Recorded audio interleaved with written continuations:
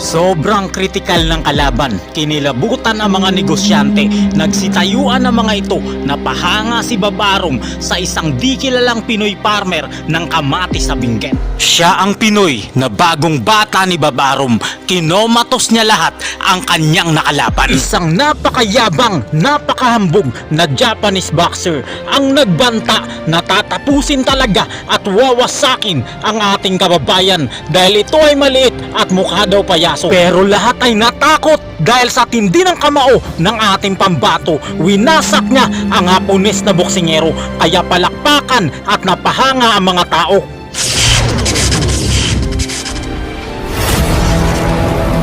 Subscribe. Pinoy legend boxer na mukhang payaso, laging minamaliit at tinatawanan lang ng mga kalaban nito. Nagpatumba at halos mapatay ang bato-batong Hapon na kickboxer champion. Kinailangan pa ng stretcher dahil ang kanyang mga kababayan ay awang-awa sa lubha ng kanyang kalagayan. Iyak ang kanyang pamilya sa brutal na kiulos na sinapit niya sa ating bida. May isang Japanese kickboxer champion na bato-bato ang katawan. Sa tindi nitong manuntok ay pinapatumba nito ang kanyang mga nakalaban sa isang suntok lang. Ang Japanese kickboxer na ito ay si Kenji Kubo. Yep. Undefeated siya at walang talo sa bantamweight division. Bago niya makaharap ang Pinoy na mukhang payaso at minamaliit na mga kalaban dahil sa record nito na 18 na panalo at mas marami na 20 na talo at 3 dito ay draw. Kaya ang inakala talaga ng Japanese boxer at ng kanyang kampo ay magiging pataba lamang po sa kartada ng kanilang walang talong pambato ang Pinoy na minamaliit at mukha daw payaso na si Rey Delibio Negrino. Pero ang hindi nila alam, ang ating kababayan na kanilang minaliit at pinagtatawanan dahil mukha lang daw payaso ay muntik mapatay ang Hapon na kalaban gamit ang suntok na malamaso. Kaya halika kaibigan, ating balikan ng isang magandang laban ng ating kababayan na si Rey Negrino kontra sa bato-bato na undefeated at pambato ng Japan na si Kenji Kubo. Araw ng Martes, January 29, taong 2013, sa sikat na entablado ng palakasan sa Japan, ang Korakuen Hall sa lungsod ng Tokyo. Magaganap ang laban ng ating kababayan kontra sa bato-batong pambato ng Japan. Round number 1, ganadong-ganado agad ang Hapon na paulanan ng suntok sa Rey Negrino. Minaliit niya ito at inakalang mahina dahil sa dami ng talo ng record nito. Dumagdag pa ang itsura ng ating kababayan na mukha lang daw payaso.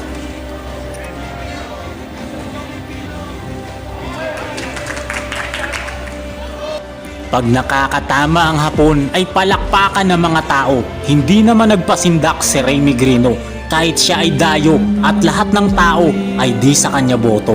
Bumawi ito ng suntok na nagpabagsak sa Hapon. Kaya lang, sabi ng referee, ay nadulas lang daw ang kalaban kaya di niya ito binilangan.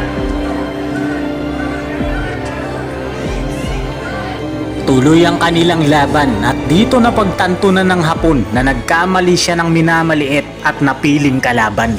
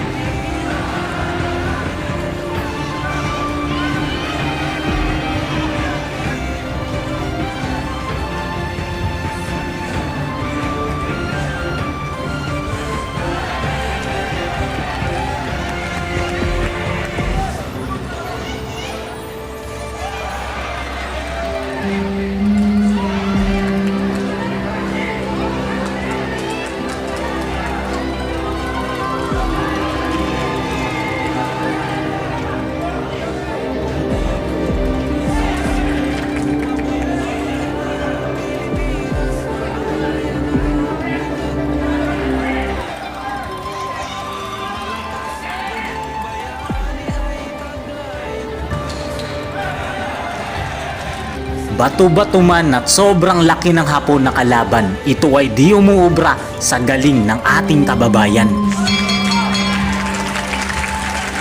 Round number 2, napakaganda po ng bakbakan na ito. Walang humpay na palitan ng suntok ang dalawang boksingero. Sobrang tibay ng ating kababayan. Walang talabang suntok ng Hapon kahit panga niya pa ang palaging tinatamaan.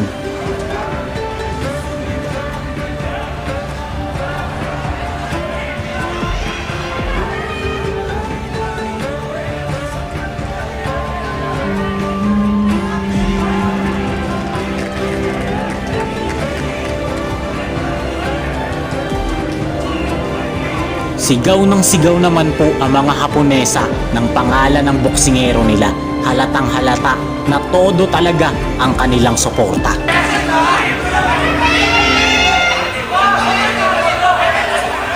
Puro power shot na po ang pinapakawalan ni Remy Grino na nagpapatras sa Hapon na kalaban nito.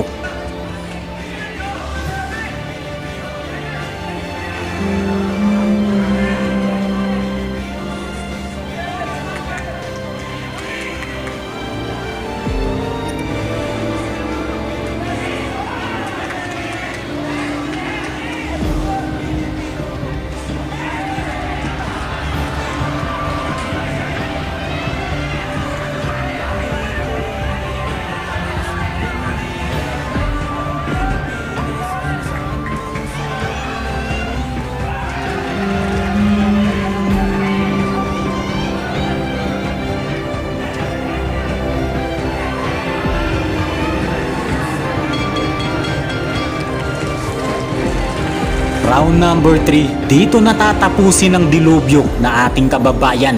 Ang Hapon na nang mamaliit sa kanya na kanyang kalaban.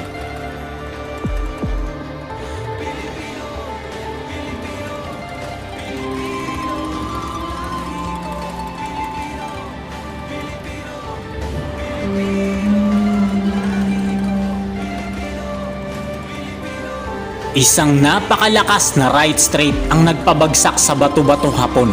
Pero tumayo pa rin ito at gusto pang lumaban. Huwag lang mapahiya sa harap ng kanyang mga kababayan. Kahit napagtanto na niya na nagkamali talaga siya ng kinalaban.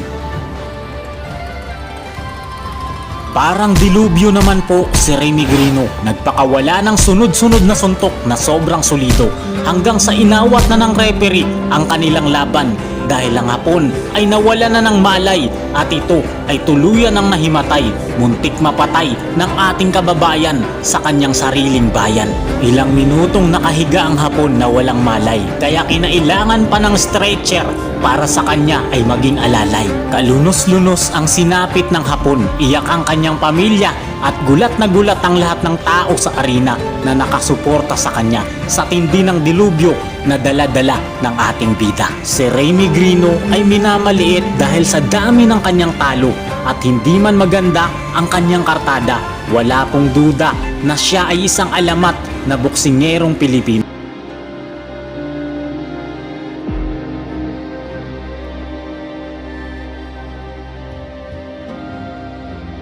Siya ang Pinoy na bagong bata ni Babarom. Kinomatos niya lahat ang kanyang nakalaban. Napahanga talaga si Lolo Babarom sa isang maliit na Pinoy na kinomatos ang mga kalaban sa bansang Taiwan.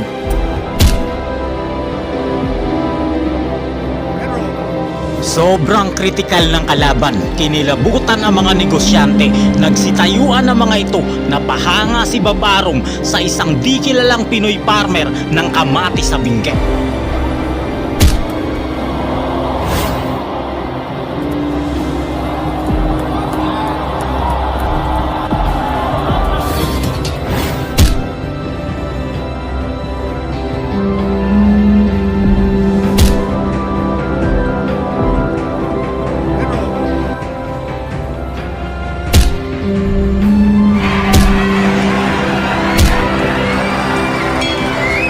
Isang Pinoy na magsasaka ng kamatis ang inakala nilang mahina, pero ang Pinoy na ito ay 5 na ang nakomatos na kalaban. Magsasaka lang ng kamatis pero pinahanga si Babarom sa kanyang mga galawan.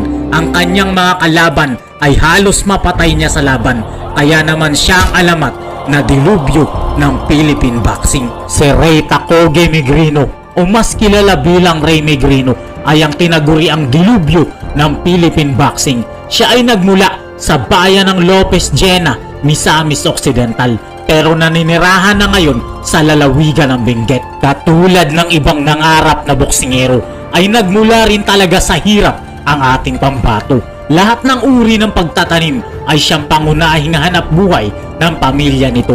Kaya dakilang farmer po ang ating boksingero. Dahil sa hirap ng buhay ay pinasok niya ang pagtatanim ng kamatis. Kaya ang kanyang mga kalaban ay lalo siyang minaliit. Hindi daw ito mananalo dahil kamatis lang ang kinakain nito. Pero magugulat ang lahat dahil halos lahat ng kalaban ay kinomatos ng ating pambato. Araw ng Huwebes, November 1 taong 2012, sa Central Pavilion Nakhon Ratchasima, bansang Thailand, ay nabigyan ng pagkakataon na lumaban sa isang world title fight ang ating kababayan. Haharapin niya rito ang pinakamalakas na boksingero ng Thailand na may hawak ng WBC International Flyweight title. Si Phongsalak Wonjongkam ay may 87 na panalo, 2 lang ang talo, 46 sa mga ito ay kanyang kineo. Kaya wala daw talagang pag-asang manalo ang baguhan nating pambato. Pero gugulatin talaga ni Remy Grino ang buong bansang Thailand dahil ang kanilang veterano at napakahusay na pambato ay 3 round lang ang itatagal sa ating boksingero.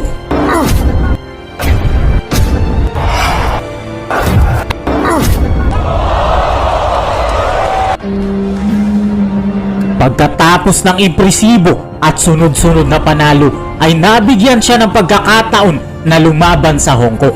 Sa patimpalak ng isa sa promoter ay si Lolo Babaron, kaya magpapakitang gilas talaga ang ating kababayan sa pakikipaglaban. Araw ng Sabado, August 29 taong 2015, sa Convention and Exhibition Center, Hong Kong, makakaharap ni Megrino ang halimaw ng Thailand na si Akahert Tanyapong. Pero ang halimaw na ito ay 2 round lang ang itatagal sa ating pambato. Okay, boys, let's bring it on.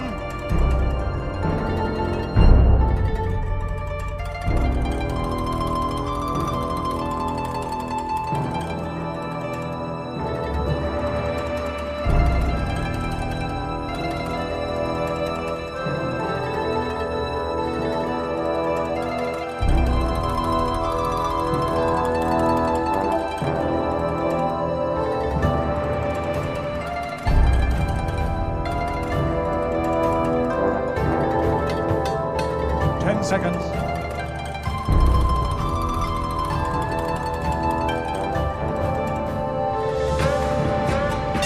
Time. Sa round number 2, dito natatapusin ni Kabayan ang paghihirap ng Thai na kalaban. Napakalakas na kamao ang kanyang bibitawan na magpapakomatos sa kanyang kalaban.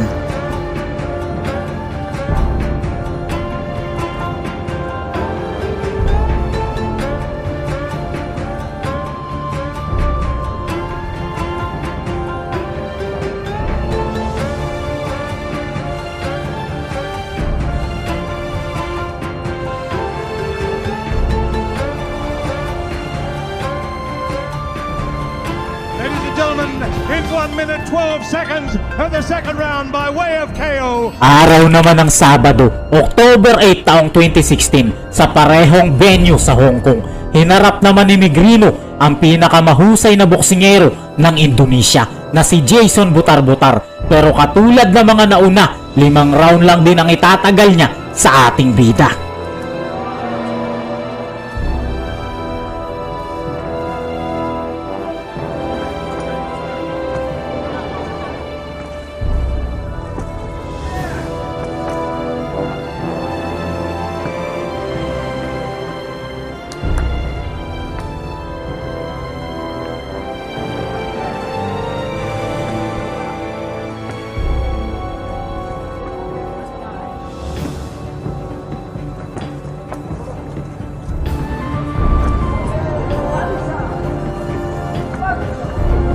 Dito sa round number 2, malakas din talaga ang kalaban pero di pa rin siya umubra sa ating kababayan.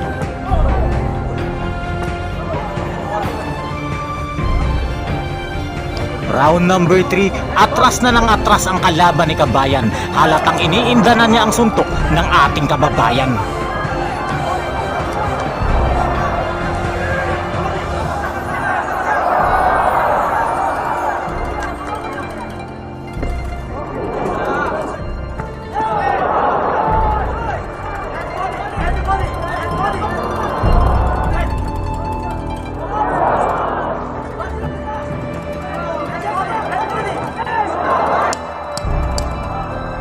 Round number 4, ganun pa rin ang senaryo, lamang pa rin dito ang ating boksingero.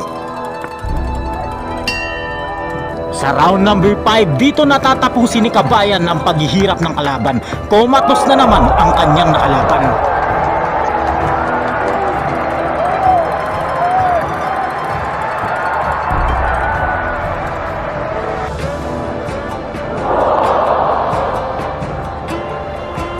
Ang pinakahuling na biktima ni Remy Grino ay isang mayabang na Hapon na boksingero. Si Yuki Strong Kobayashi ay pinagtawanan ng Pinoy dahil pagtatanim lang daw ng kamatis ang kaya nito. Di niya daw patatagalin ang laban at knockout talaga ang plano ng gawin sa ating kababayan. Pero baliktad ang mangyayari sa magaganap na laban dahil first round lang ang itatagal ng mayabang na Hapon na kalaban.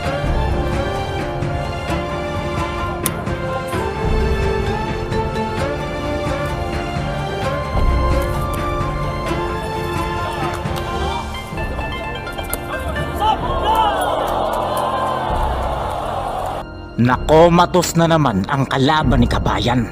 Si Remy Grino ay isa ring dekalibreng Pinoy naman lalaban na nakapagbigay rin ng karangalan sa ating inang bayan. Hindi sumuko, natuparin ang pangarap, sinamahan niya ng dasal at pagsusumikap. Kahit na minaliit ay pinakita niya sa mundo ang galing ng isang magsasakang Pilipino.